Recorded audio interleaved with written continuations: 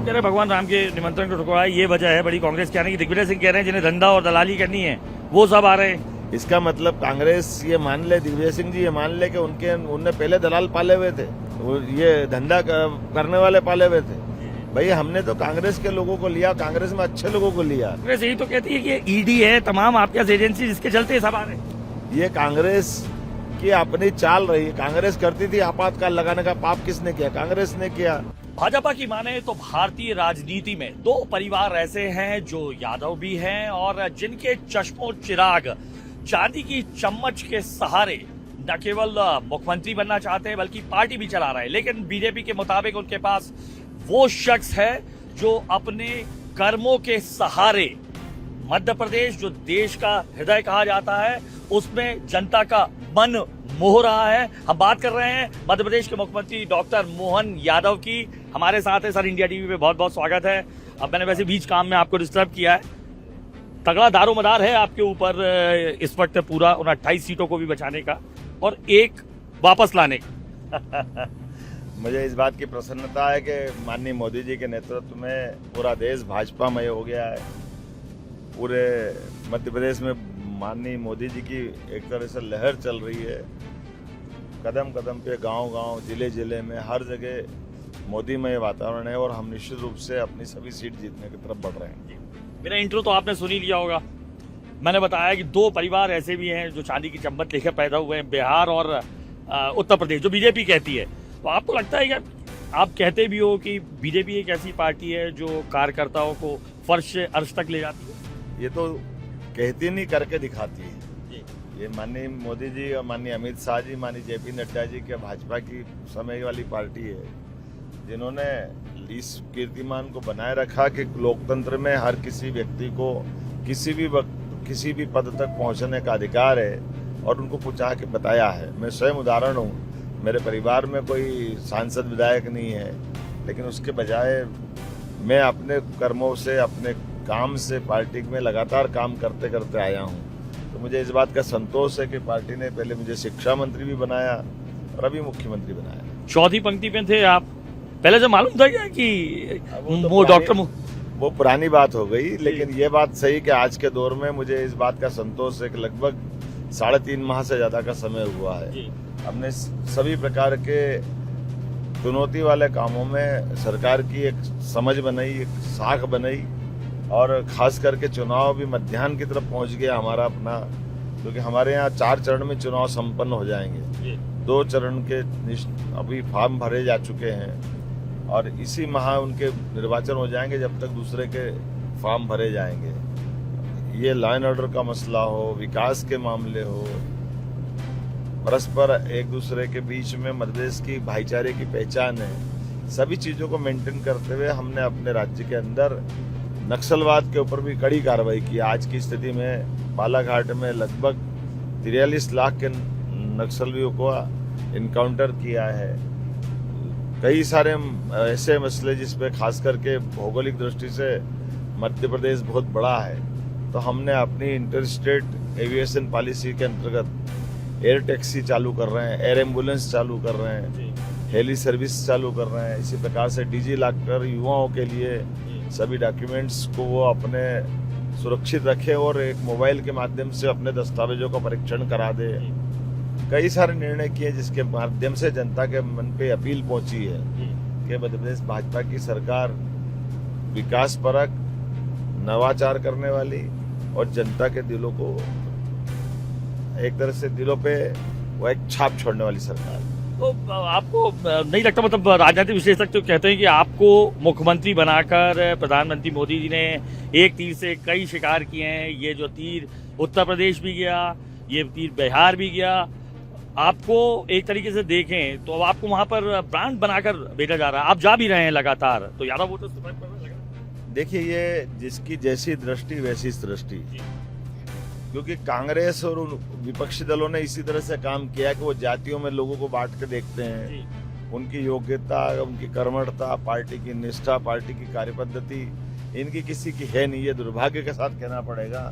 वो हम में भी आज जातियां ढूंढते। मैं आपको बताना चाहूंगा कि मेरी पार्टी वो पार्टी जिनने जहां से मेरे को टिकट दिया वहां मेरे समाज के 500 वोट भी नहीं है, जी। लेकिन उसके बाद भी हम लगातार जीत रहे हैं। तो लोकतंत्र में कोई भी कार्यकर्ता, कोई व्यक्ति कहीं से भी खड़ा हो, कहीं से जीते, ये जो पूरे प्रदेश का माहौल बनना चाहिए, देश का माहौल बनना चाहिए, ये मोदी जी ने अपने स्वयं के उदाहरण से भी प्रस्तुत किया है।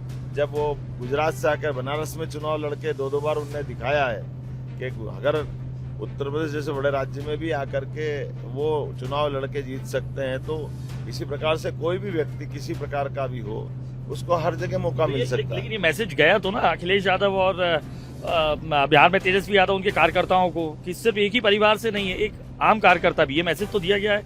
आप बहुत मतलब आपने बहुत संघर्ष करके आए हैं, मिल मजदूर के परिवार से रहे, आपने खुद रेस्टोरेंट चलाकर पढ़ाई की है, सबसे बड़ी बात है, एक होटल चलाकर, तो ये एक उदाहरण भी सेट हुआ है आपको लगता है बिहार और उत्तर प्रदेश में हर जगह? देखिए, ये बात अगर देखा जाए, निजी जिंदगी की बातें अगर कही जाए तो इसमें कोई गलत नहीं है कि हम वास्तव में, मैंने पहले कहा है कि किसान मजदूर परिवार से निकल के आते हैं, ऐसे में कोई बड़ा मौका मिलता तो ये समाज के लिए, देश के लिए भी एक लोकतंत्र की स्थापना को लेकर के बड़ा एक अच्छा निर्णय दिखता है। लेकिन ये बात भी सही कि जिनके अपने घरों में जिनने आदत डाल ली कि उनके परिवार में से वो कोई पद बाहर नहीं जाना देना चाहते हैं, उनके अपने समाज की बात भले ही करेंगे, वो और प्रकार की बात करेंगे, लेकिन उनके समाज का भी किसी व्यक्ति, सामान्य व्यक्ति को सामने नहीं लाते हैं। अपनी पत्नी, अपने बच्चे, अपने बेटे, अपने भतीजे, इससे बाहर नहीं आना, ये लोकतंत्र का भी अपमान है और भाजपा की आइडियोलॉजी इससे मैच नहीं खाती है। माननीय मोदी जी की कार्यपद्धति इससे विरुद्ध है। माननीय नड्डा जी ने जो निर्णय किया, माननीय अमित शाह जी ने निर्णय किया, हमारे वरिष्ठों ने निर्णय किया कि लोकतंत्र की स्थापना के लिए केवल मैं अकेला ऐसा उदाहरण नहीं है, ऐसे लगातार उदाहरणों की लंबी मालिका है। लोकतंत्र में एक बड़ा मैसेज देने की कोशिश की है कि आम परिवार से भी एक आदमी जा सकता है। अब बात लोकतंत्र की मजबूती की कर रहे हैं, दिग्विजय सिंह कह रहे हैं, अब आप लोग कह रहे हैं अब की बार 400 पार, तो सीधे ये क्यों नहीं कह देते हैं आप 543 पार? दिग्विजय सिंह जी कह रहे हैं। ये दिग्विजय सिंह जी हार की हताशा में कह रहे हैं, वो मैदान छोड़ के भाग चुके हैं। वो भोपाल से लड़ते ने चुनाव, वो तो 10 साल तक मुख्यमंत्री रहे, तो मोदी जी के खिलाफ भी लड़ सकते थे। ये जाने के बाद कहा, पहली उनकी रिएक्शन क्या थी कि पार्टी के कहने पे लड़ रहा, नहीं तो मैं चुनाव लड़ने की इच्छा नहीं रख रहा था। इसका मतलब उस पार्टी ने तो भोपाल से भी बताया था, भोपाल क्यों छोड़ा, और राजगढ़ से भी बुरी तरह हार रहे हैं, वह उनका कोई अच्छा भविष्य नहीं। मैंने कहा है, मैं दोबारा दोहरा देता हूँ, वो जबरदस्ती के उम्मीदवार है क्योंकि उनकी इच्छा नहीं है, उनके वर्षन है। और हमारे जबरदस्त प्रत्याशी जो लगातार जीत रहे हैं, किसान परिवार के, वहीं के रहने वाले, एक पिछड़े वर्ग ओबीसी से आने वाले व्यक्ति माननीय मोदी जी के नेतृत्व में चुनाव प्रचंड बहुमत से जीतेंगे। भूपेश बघेल के साथ अब वो भी कह रहे हैं कि 374 हो जाएं अगर तो बैलेट पेपर चलेगा। ये कह रहे हैं राजगढ़ से कि 400 अगर लोग भर देंगे तो बैलेट पेपर होगा। ईवीएम पर इस बार फिर हमला है क्या? ईवीएम पे हमला नहीं, ये हार के हताशा से भागने के बहाने हैं। आप बताइए, 383 उम्मीदवार हो जाए, कोई कांग्रेस का उम्मीदवार खुद जो चुनाव लड़ रहा है, वो 383 उम्मीदवार ला करके वोटों का बंटवारा करना चाहता है, इलेक्शन की प्रोसेस को बिगाड़ना चाहता है। ये जान करते हार के, और हारे तो अपने हारने के बहाने ढूंढना चाहता है। इससे बात नहीं बनेगी। चुनाव में जनता फैसला करती, वो जाए जनता के बीच अपने बात को रखे। और जिनकी आपने बात कही है तो भगवान राम के विरोधी थे, इनको आज भी कष्ट है कि अयोध्या में राम मंदिर क्यों बन गया। जिन्होंने तो आज भी कहा कि इनको भाजपा और विश्व हिंदू परिषद को मंदिर से कोई लेने देना नहीं था, तो ढांचा तोड़ने की बात कर रहे हैं। इसका मतलब सुप्रीम कोर्ट कोई निर्णय कर दे, उसके बाद तो कोई फैसला नहीं, उस फैसले पे कोई प्रश्न नहीं उठा सकता। ये सुप्रीम कोर्ट से भी बड़े हो गए। बड़े दुर्भाग्य के साथ कहना पड़ रहा है कि सुप्रीम कोर्ट के निर्णय का पूरे देश के सभी धर्मों के लोगों ने, पूरे समाज ने स्वागत किया। क्या हिंदू, क्या मुस्लिम, सबने उसका स्वागत किया। यहाँ तक कि जो पिटिशनर, जिसने पिटिशन लगाई थी, वो स्वयं उस भूमि पूजन में शामिल हुआ है, लोकार्पण में शामिल हुआ है। इसका मतलब है कि ये एक बड़ी मिसाल हुई राम और रसखान का, जो हमारी पुरानी परंपरा थी भारत की, हिंदू मुस्लिम मिलकर के अपने धर्म के आचरण के आधार पर जीवन जीते जीते एक दूसरे के धर्म के देवी देवताओं का सम्मान करे। ये तो उस अच्छी व्यवस्था जो बना रहा है मोदी जी, उसको तोड़ना चाहते हैं। आप लोग कह रहे हैं कि आपकी बार 400 पार, जब आपको इतना विश्वास है 400 पार आ ही रहे, तो ये कांग्रेस की जो पूरी टीम है, जो ये लाने की क्या जरूरत? अच्छा, आपको विधायक भी चाहिए, सांसद भी चाहिए, पार्षद भी चाहिए, महापौर भी चाहिए, और कुछ नहीं तो वार्ड मेंबर भी चाहिए। 30,000 से ज्यादा लोग आप कह रहे हैं आ रहे हैं, जीत के प्रति इतने आश्वस्त हैं। ये कांग्रेस क्यों इतने लोग आते जा रहे हैं, क्या है? देखिए, कांग्रेस के लोग जान रहे हैं कि कांग्रेस के नेतृत्व में लगातार अपनी पार्टी को निराशा के गर्त में डाल दिया है। कांग्रेस के अंदर जो राजनीति थोड़ी भी समझते हैं या देश सेवा करना चाहते हैं, वो कांग्रेस और कांग्रेस की नीतियों से संतुष्ट नहीं है। अब किसी को राजनीति करना है, राजनीतिक क्षेत्र के माध्यम से सेवा करना है, बीजेपी की नीतियों में जैसे कई सारे, मैं आपको नाम बताना चाहूंगा, कई लोग अयोध्या में भले कांग्रेस ने निमंत्रण ठुकराया, लेकिन मध्य प्रदेश सहित पूरे देश के कई कांग्रेस के नेता उस कार्यक्रम में भगवान की प्राण प्रतिष्ठा में शामिल हुए, सार्वजनिक बयान दिए। ये क्या बताते हैं? ये बताते हैं कि कांग्रेस ने अपने जीवन की एक और बड़ी गलती करी जब भगवान राम के मंदिर के निमंत्रण को ठुकराया। आप कह रहे हैं भगवान राम के निमंत्रण को ठुकराया, ये वजह है बड़ी कांग्रेस के आने की। दिग्विजय सिंह कह रहे हैं जिन्हें धंधा और दलाली करनी है वो सब आ रहे हैं क्या? इसका मतलब कांग्रेस ये मान ले, दिग्विजय सिंह जी ये मान ले कि उनने पहले दलाल पाले हुए थे, वो ये धंधा करने वाले पाले हुए थे।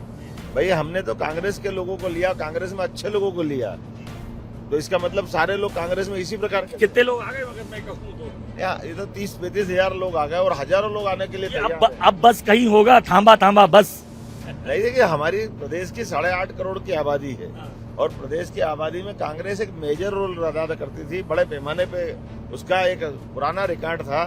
ऐसे में कांग्रेस के सक्रिय लोग जिनने अपनी पार्टी से, जिनको लगा कि जब समय वह बदलना चाहिए, वो आना चाहते हैं, अच्छे लोग हैं, अब हम उनको उनमें देख रहे हैं, अच्छे लोगों को लेते जा रहे हैं। लेकिन सांसद, विधायक, महापौर, पार्षद, राष्ट्रीय स्तर के पदाधिकारी, यहाँ तक कि भारत सरकार में 2 बार केंद्रीय मंत्री रहे माननीय सुरेश पचौरी जी, वो भी अगर पार्टी में इस निर्णय से आए कि हाँ हमारी पार्टी अब वो कांग्रेस नहीं रही, जिसके कारण से हमको कांग्रेस में रहने का एक मन में संतोष रहता था, तो हमने तो कहा कि भाई, अब उनने तो कहा कि मेरे को कोई चुनाव भी नहीं लड़ना है। कांग्रेस यही तो कहती है कि ये ईडी है, तमाम आपके एजेंसी, जिसके चलते सब आ रहे हैं। ये कांग्रेस की अपनी चाल रही। कांग्रेस करती थी आपातकाल लगाने का, पाप किसने किया? कांग्रेस ने किया। लोगों को बगैर अपराध के जेल में डालने का काम किया, कांग्रेस ने किया। हाईकोर्ट ने फैसला निरस्त दे करके तत्कालीन प्रधानमंत्री का चुनाव निरस्त करा। तो अगर आपने चुनाव गलत तरीके से लड़ा था, लेकिन उस गलत तरीके से लड़े चुनाव के बावजूद भी आप प्रधानमंत्री भी बनी रही और देश में आपातकाल लगा दिया, ये पाप कांग्रेस ने किया। कांग्रेस को तो कहने का अधिकार ही नहीं कि ये बीजेपी कभी सोच नहीं सकती है। बीजेपी ने कभी ऐसा काम नहीं किया जिसके आधार पर कोई संविधान की या कोई कानून की मर्यादा टूटे। ये हमेशा कांग्रेस करती है। जैसी दुनिया है, कांग्रेस जो देखना चाहती है, उनके चश्मे का जो नंबर है वो सब पे लगाना चाहती है।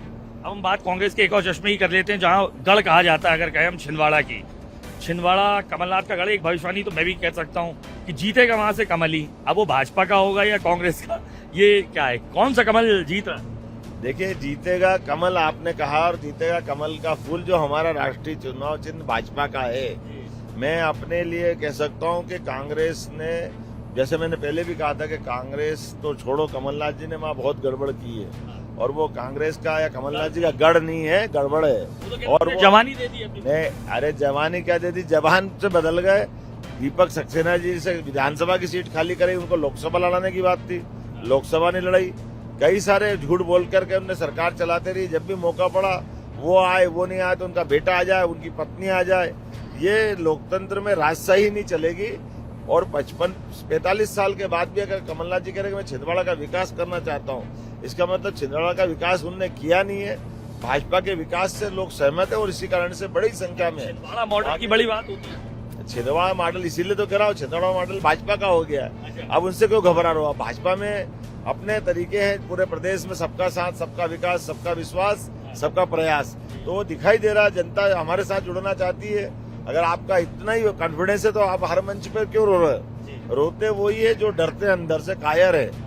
लोकतंत्र में अपनी बात रखिए, आपके विकास की बात करिए, जनता आपके साथ होगी तो दिख जाएगा। रोज रोने से वोट नहीं मिलते हैं, और रोने से कभी भी लोकतंत्र में गरिमा गिरती है, बढ़ती नहीं। आप कह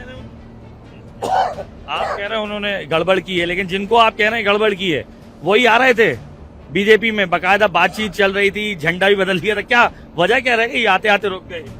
देखिए, हमने तो कमलनाथ जी की बात कभी नहीं की, कमल की बात कही है, तो कमलनाथ जी बता सकते थे कि वो आ रहे थे कि नहीं आ रहे थे। जो अच्छा, अब उनकी पार्टी का एक विधायक, 7 विधायक थे, एक अमरवाड़ा से एक विधायक आ गए। अब उनके जो सुपुत्र हैं वो उन्हें गद्दार कह रहे हैं। उनकी पत्नी जो है प्रियानाथ आ रही है, वो कह रही हैं धोखा दिया, बहुत दुख हुआ है। देखिए, यही बात वास्तव में कमलनाथ जी को विचार करना चाहिए, उनको आत्मविश्लेषण करना चाहिए कि कोई किसी का साथ क्यों छोड़ता है, कोई अपनी पार्टी को क्यों छोड़ता है। इसका मतलब है कि उनने इस चीज को महसूस किया। जैसे आने वाले कमलेश शाह जी ने कहा कि मैं अपने क्षेत्र में विकास चाहता हूं, और भाजपा ने जो राष्ट्रीय स्तर पर निर्णय किया कि पहली बार आदिवासी बहन को राष्ट्रपति तक पहुंचाया, कांग्रेस क्यों नहीं पहुंचाती? कांग्रेस ने हमेशा आदिवासियों के वोट तो लिए। कांग्रेस जैसे 3 उदाहरण देना चाहूंगा। कांग्रेस ने कहा कि आदिवासियों की पार्टी कांग्रेस पार्टी, लेकिन आदिवासियों को कभी उनका हक नहीं दिया, कभी मुख्यमंत्री नहीं बनाया मध्य प्रदेश में, कभी राष्ट्रपति नहीं बनाया देश में, कभी प्रधानमंत्री नहीं बनाया। मुस्लिमों की बात करती, कभी मुस्लिम को प्रधानमंत्री नहीं बनाया मध्य प्रदेश में, कभी मुख्यमंत्री नहीं बनाया।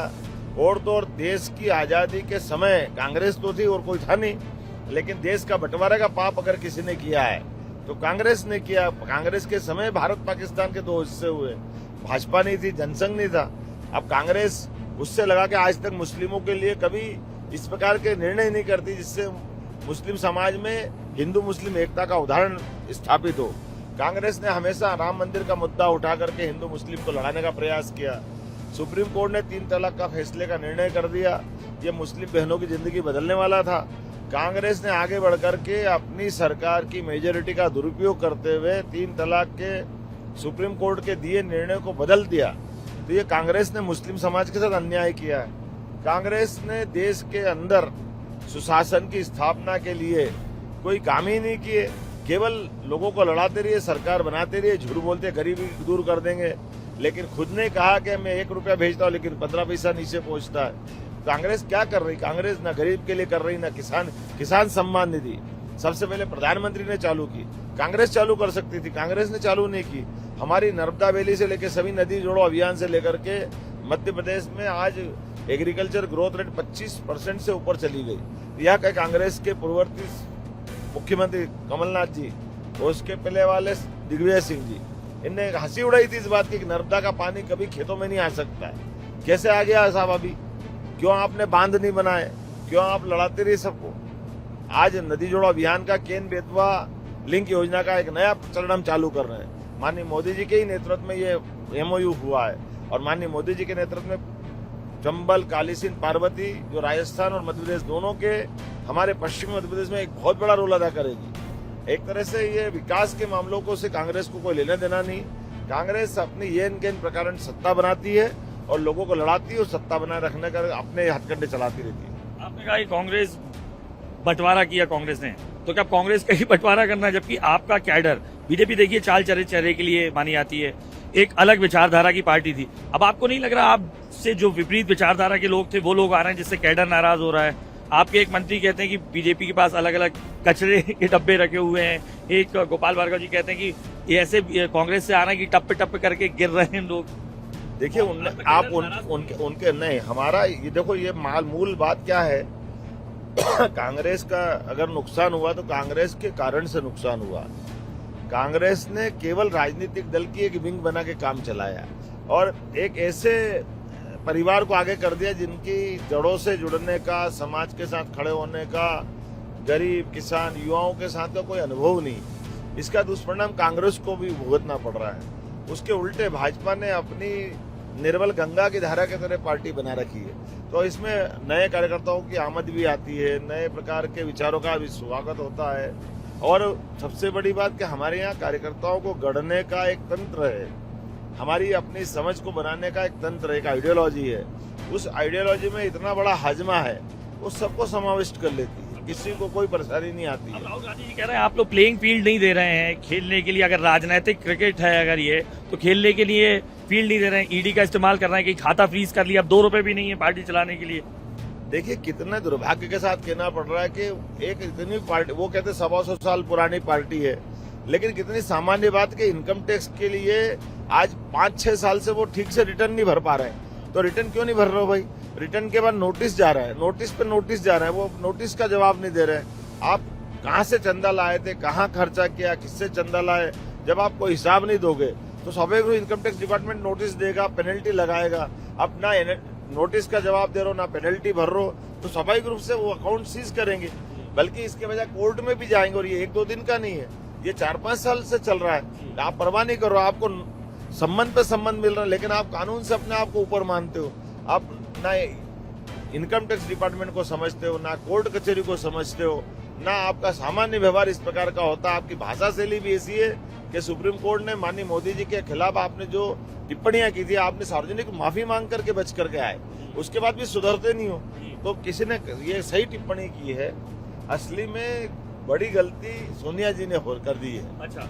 और वो गलती ये कर दी कि राहुल गांधी जी का बचपन से उनने उनका मूल स्वभाव नहीं जाना कि वो किस पिंड के व्यक्ति हैं। वास्तव में वो राजनीति में अनफिट है। इस फील्ड के बहुत उनकी कमजोरी है कि वो राजनीति के लायक पिंड नहीं है, और उनको जबरन उनको नेता बनाने का ये तीसरी बार भी प्रयास चल रहा है कि ये वो रॉकेट है जो लॉन्च होना नहीं चाहता और ये बार बार लॉन्च करना चाहते हैं।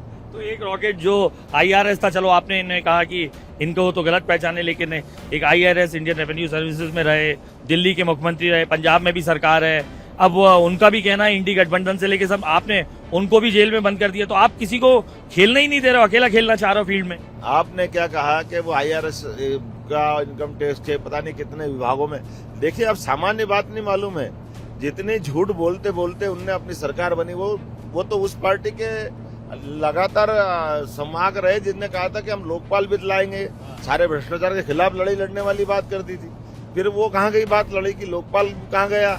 उनने कहा था हम शराबबंदी कराएंगे। शराबबंदी क्यों नहीं करा रहा? शराबबंदी के मामले में अन्ना हजारे जी ने सार्वजनिक रूप से बयान दिया कि मैंने अरविंद से कहा था कि दूर रहो, उनने अपनी गलती कर दी।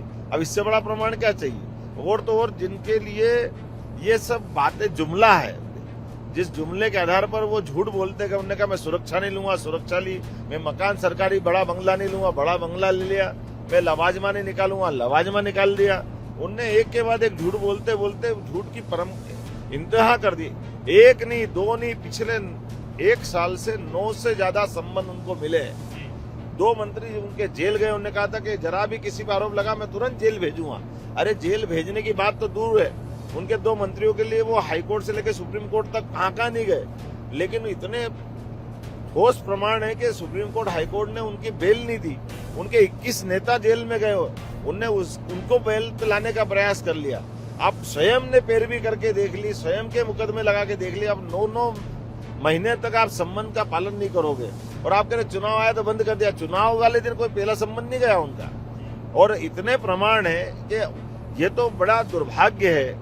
आपके माध्यम से मैं कहना चाहूंगा, कोई मंत्री बनता, मुख्यमंत्री बनता, सांसद बनता, विधायक बनता तो जनता उसको सिर माथे पे बिठा करके अपना समर्थन दे करके उस पर सम्मान देती है। हमको अगर कोई कारण से हमको जेल जाना पड़े तो हमारे देश की परंपरा है कि वो मतदाताओं का सम्मान करते हुए हम तुरंत इस्तीफा देते हैं, और ये देना चाहिए।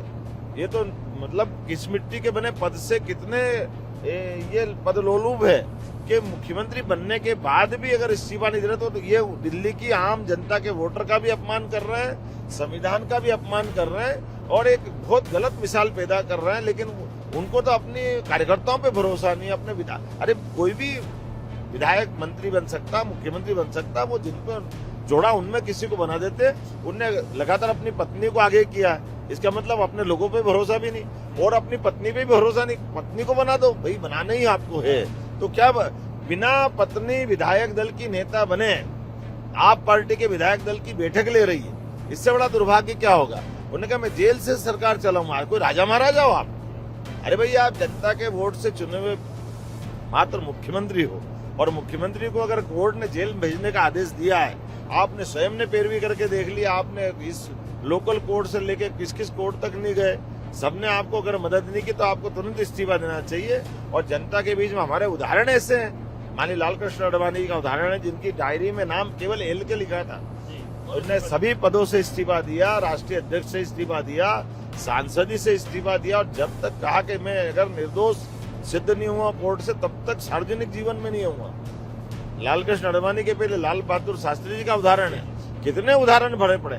इनसे तो ये दूसरी उनकी विपक्षी पार्टी के सोरेन से लगा करके लालू यादव जी जैसे लोग उदाहरण अच्छे बने, जिनने इस्तीफा देकर के कोर्ट के मुकदमों का सामना कर रहे हैं। ये इनको करना चाहिए, और ये नहीं कर रहे तो बहुत दुर्भाग्य देश का कि एक ऐसा व्यक्ति जिनने एक नया प्रकार का चरित्र ला करके जनता में आशा जगाई थी लेकिन ये वो लोग निकले जो अंदर से कुछ और थे, बाहर से कुछ और है। मतलब आखिरी एक आध दो सवाल और मैं पूछ देता हूँ। आपने कहा कि रॉकेट सही लॉन्च नहीं हुआ। अब आपने जिनके लिए कहा है उनके जीजा जी हैं, जिन्हें आप लोग भी आपके प्रवक्ता कहते हैं, जीजा जी नाम से ही पुकारते हैं। उन्होंने कहा है, रॉबर्ट वाड्रा जी ने, कि अमेठी की जनता चाहती है कि वो चुनाव लड़े। ये और दुर्भाग्य होगा इससे बड़ा। उनके साले जी मैदान छोड़ के भागे, उनकी पत्नी चुनाव हारी, और अगर वो जमीन से जुड़े हो, जमीन का धंधा करते करते आ रहा है, तो आइए ना मैदान में, जनता बता देगी। सीधे सीधे आपको कौन रोक रहा? आप तो बी फॉर्म लेकर आइए, फॉर्म भरिए। माहौल क्यों बना रहे हो? मुझे सब पार्टी टिकट देना चाहती है, इसका मतलब ये है कि कोई उनके बारे में गंभीर नहीं है। लेकिन फिर भी मैं तो लोकतंत्र में अगर किसी की इच्छा चुनाव लड़ने की तो सबका स्वागत करूंगा। पहले प्रियंका मुझे लगता है वो साले साहब से टिकट मांग रहे हैं। अब मैं उनकी पार्टी के अंदर तो नहीं बोल सकता हूं, लेकिन मैं जानता हूं कि पूरा देश मोदीमय हुआ है। जब उनके खुद के साले जहाँ चुनाव छोड़ के भागे हैं, बुरी तरह हारे हैं, तो अब वो आगे क्या होगा सब कुछ समझ में आ रहा है। ममता बनर्जी ने भी एक सवाल और पूछे, तो ममता बनर्जी ने कहा है कि सांप पर भरोसा कर लेना चाहिए, बीजेपी पर भरोसा नहीं करना चाहिए। ये कल उन्होंने कहा, देश को बर्बाद कर रही है बीजेपी एक रैली में। देखिए, ये ममता जी का इतना खराब वर्सन है, किसी पार्टी को इस तरह से संज्ञा देना, ये उनका मानसिक दिवालियापन बताता है। एक ऐसी पार्टी जो विश्व की सबसे बड़ी पार्टी है, एक ऐसी पार्टी जो आज भारत को 11वें नंबर से 5वें नंबर की अर्थव्यवस्था में स्थापित कर देती है, एक ऐसी पार्टी जो मेरे जैसे सभी लोगों को मौका देकर कहां से कहां लाती है। उल्टा ममता जी अपने भतीजे पे क्यों भरोसा करती है, अपने भाइयों से क्यों झगड़ती है? जो जिस ढंग का वो अपने अंदर झांक करके देख ले कि वो लोकतंत्र में उनकी परिवारवाद की राजनीति से बाहर आए, जनता के बीच में ये बात के लिए माफी मांगे कि भाजपा के बारे में उन्होंने गलत कहा। एक और आखिरी सवाल कर देता हूँ। मल्लिकार्जुन खड़गे ने अभी आज जो गारंटीज दी है, लोकतंत्र को बर्बाद कर रही है कांग्रेस, ये भी कहा है जातिगत गणना वो कराएगी ताकि 50% आरक्षण हो सके। जातिगत गणना पर क्या बोलते हैं? मुझे बड़ा दुर्भाग्य के साथ कहना पड़ रहा है कि राष्ट्रीय अध्यक्ष जी कांग्रेस के, उनकी उम्र 80 साल के आसपास है, और ऐसा मान के चलता हूं कि उन्हें नेहरू जी से लेकर आज तक की कांग्रेस देखी है। जिस बात को उन्हें बात रखी है वो सबसे पहले उनकी पार्टी ने ही विरोध करा है। लंबे समय तक उनकी सरकार रही, और माननीय मोदी जी तो बोल चुके कि मेरे दिमाग में तो केवल 4 ही जाति, इससे बढ़िया क्या बात होगी कि किसान, मजदूर, महिला और युवा, इन चारों वर्गों का बेहतरी हो जाएगी तो हमारा देश अच्छा हो जाएगा। लोकतंत्र में इसी तरह का भाव रखने की जरूरत है। जिनने जातियों के माध्यम से वोट बैंक संभाला और परिवारवाद को हावी कर दिया, ये उनको सबको जवाब है। जनता इनको माफ नहीं करेगी। भारत के विकास के लिए, लोकतंत्र को मजबूत करने के लिए और भारत को दुनिया का नंबर 1 देश बनाने के लिए माननीय मोदी जी का संकल्प है। और जो उन्होंने कहा है कि मोदी है तो मुमकिन है, तो वो मुमकिन होकर दिखाई भी दे रहा है। और दूसरा, न खाऊंगा न खाने दूंगा, तो ये कितने छक्के पंजे कर ले, ये सारे बेल पे है और बच्चे कुछ जेल में है। इनका स्थान जहां मोदी जी वहां पहुंचा के मानेंगे। मैं तो माननीय मोदी जी को धन्यवाद देना चाहूंगा, जिनने गरीबों की गाड़ी कमाई का पैसा देश के विकास के लिए लगाने के लिए, गरीबों की बेहतरी में लगाने के लिए, महिला, किसान, युवाओं की बेहतरी के लिए लगाने के लिए अपना पूरा जीवन दे दिया है। हम सब उनके शुक्रगुजार है। वो हमारा नेतृत्व कर रहे हैं और हम सब आंखों से देख रहे हैं कि स्वामी विवेकानंद की भविष्यवाणी सिद्ध होगी जब 21वीं शताब्दी भारत को नंबर 1 का देश बना करके दुनिया के सामने प्रस्तुत करेगी। मोहन यादव जी के साथ इस हवाई सफर में दरअसल हम जनता का जमीनी मिजाज जानने निकले हैं कि अब की बार 400 पार के नारों से क्या वो सहमत है, और मध्य प्रदेश की 29 सीटों पर डॉक्टर मोहन यादव की इस मेहनत को वो कितना प्रतिफल देते हैं। सफर आगे भी जारी रहेगा।